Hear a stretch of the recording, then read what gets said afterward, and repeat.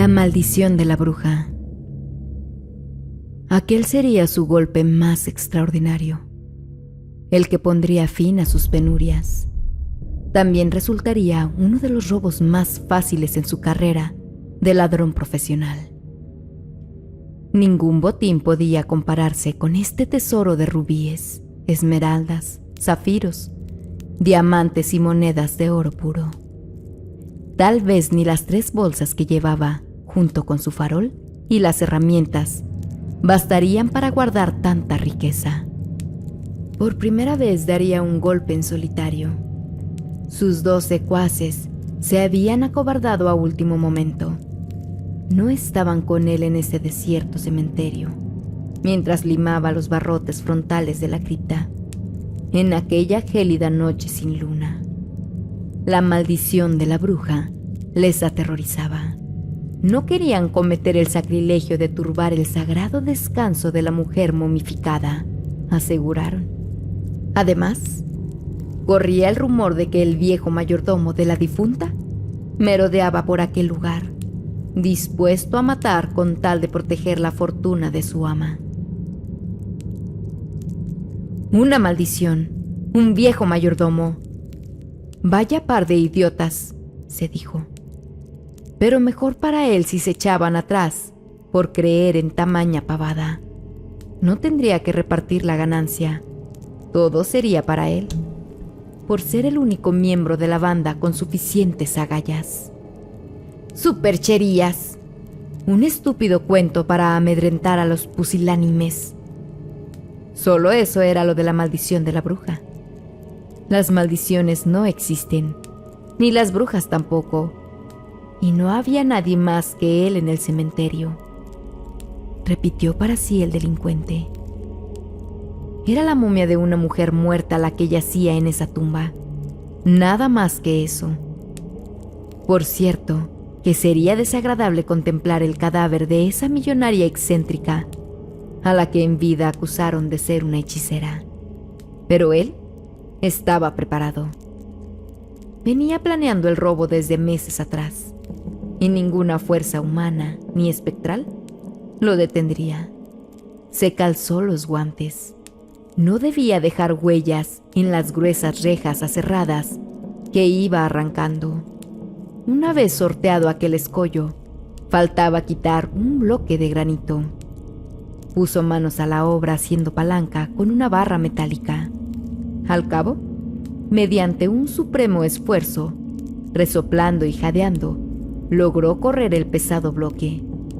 Aunque apenas lo removió unos centímetros, ese resquicio alcanzaba para colarse hacia el interior.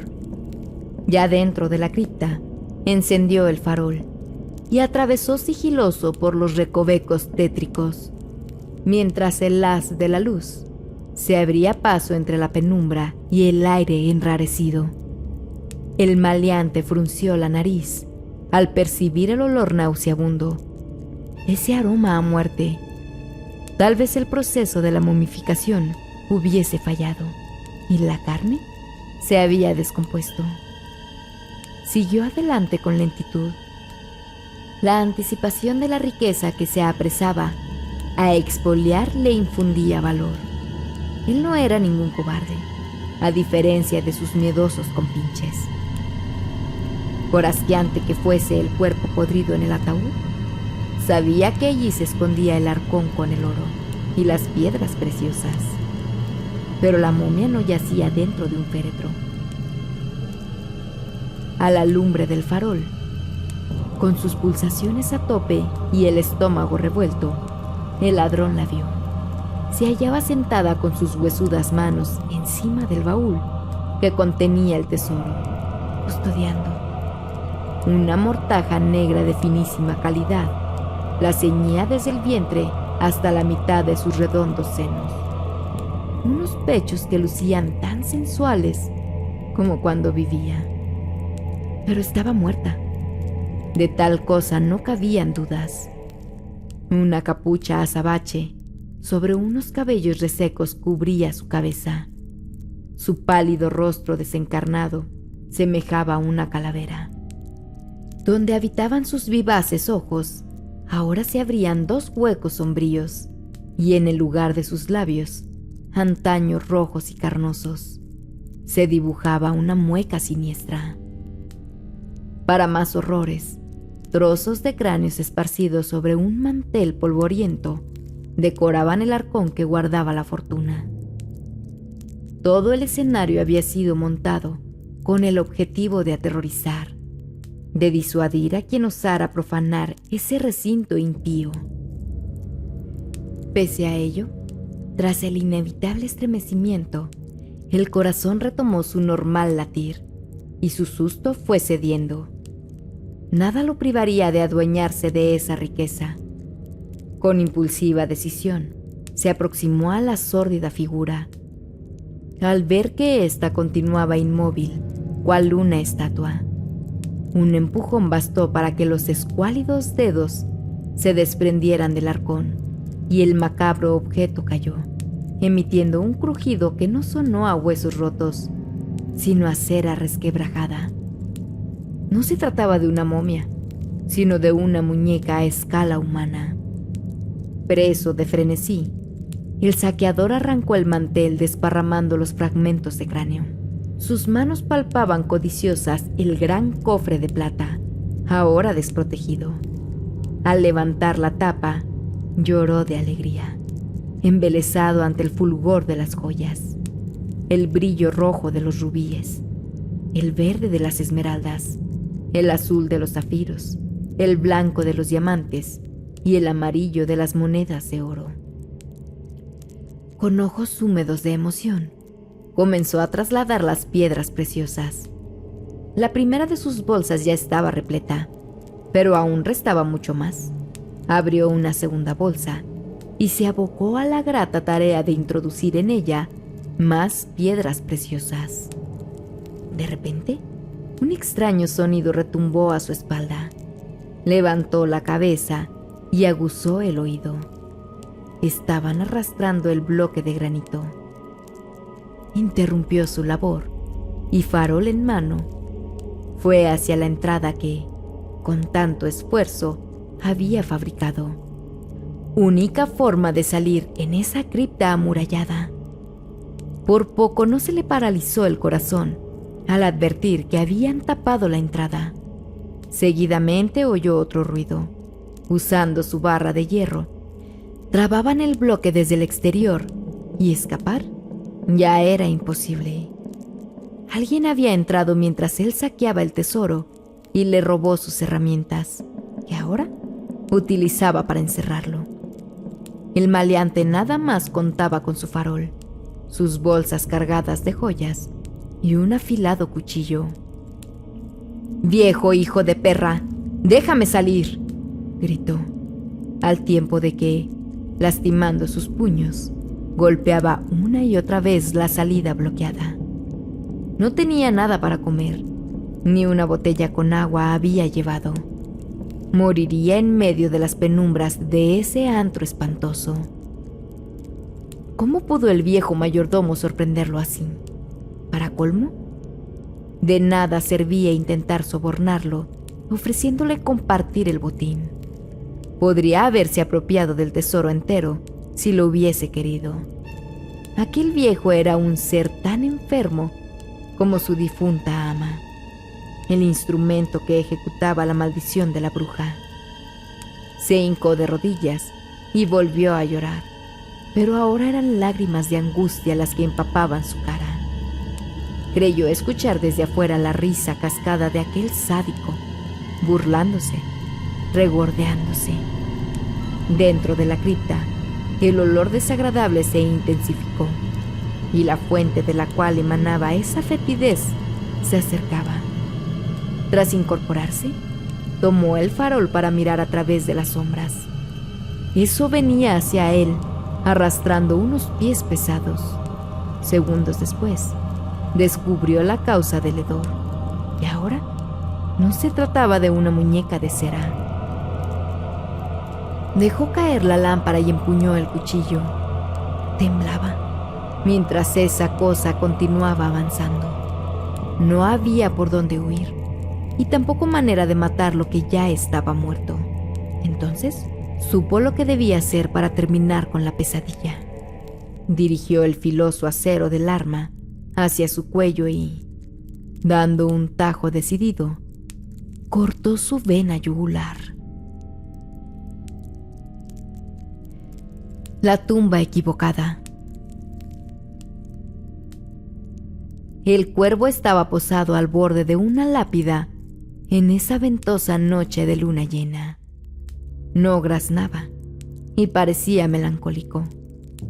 Se mantuvo sereno, mientras esos dos intrusos mal entrazados atravesaron el cementerio en dirección a la sepultura que el ave presidía. No se inmutó cuando estos extrajeron sus herramientas de las bolsas. Los hombres se miraron con extrañeza. ¿Sería el mismo cuervo? En sus anteriores incursiones clandestinas, siempre divisaban a una negra ave revoloteando cuando ellos emprendían su funesta labor. Nadie los había importunado entonces, ni tenía por qué ocurrirles nada malo ahora, se dijeron. De hecho, aquel pájaro parecía traerles buena suerte en su peligrosa tarea. En el Edimburgo del siglo XIX, la ley castigaba severamente a quienes osaban profanar tumbas y robar cadáveres. Pero la codicia podía más que la precaución. A cambio de llevarles un difunto fresco para diseccionar en sus clases de anatomía, en el consultorio médico les pagaban 7 libras esterlinas y 20 chelines, una pequeña fortuna equivalente a un par de meses de salario. Y en la tumba que se aprestaban a profanar, había tenido lugar un entierro reciente.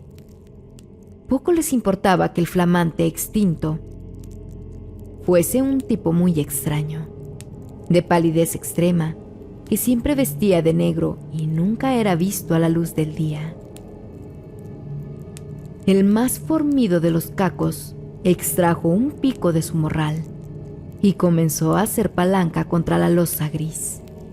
Exhibiendo pericia, logró causar una mínima grieta hasta desprender la placa de mármol.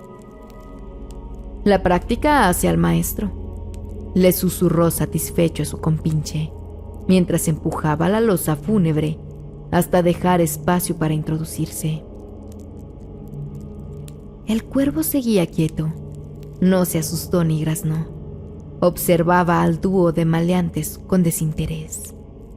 El saqueador jefe se escurrió dentro de la fosa y su cómplice quedó arriba montando guardia. La llovizna, hasta entonces suave, empezó a crecer y un rayo cruzó por la nubosa bóveda nocturna. Seguidamente retumbó el trueno.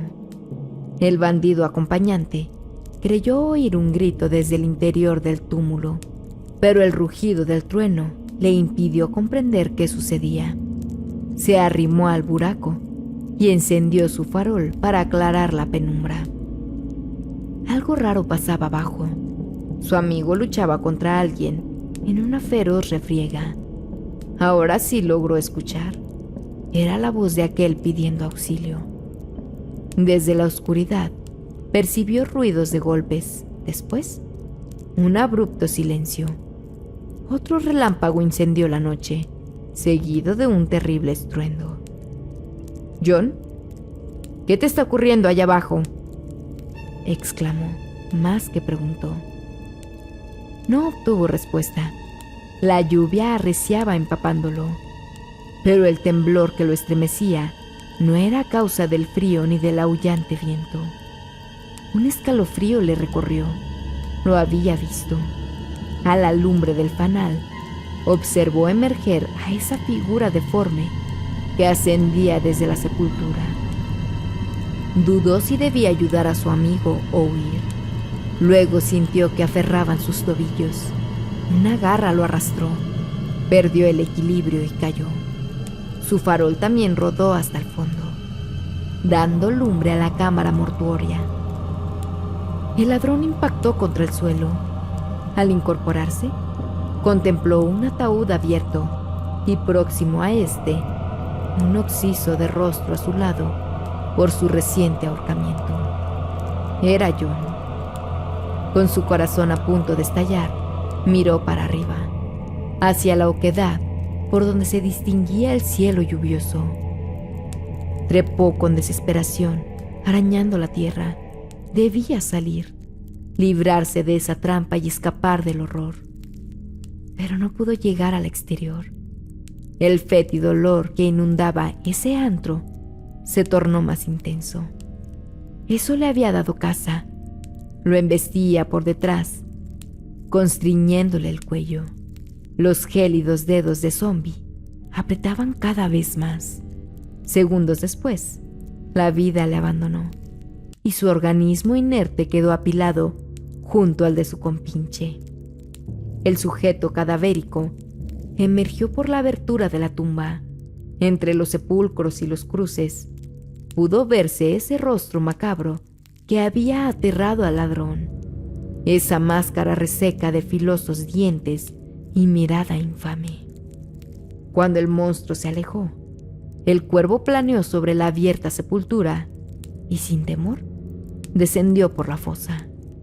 Abajo lo aguardaba su cena: 2 flamantes cadáveres y 4 ojos desorbitados cuyas pupilas, con ávida fruición, el ave comenzó a picotear. Gracias a los miembros del canal que hacen que este proyecto sea posible. Si aún no te unes, ¿qué esperas? Pero si no está en tus posibilidades, comenta un gracias y deja tu like para que nuestro contenido pueda llegar a más personas.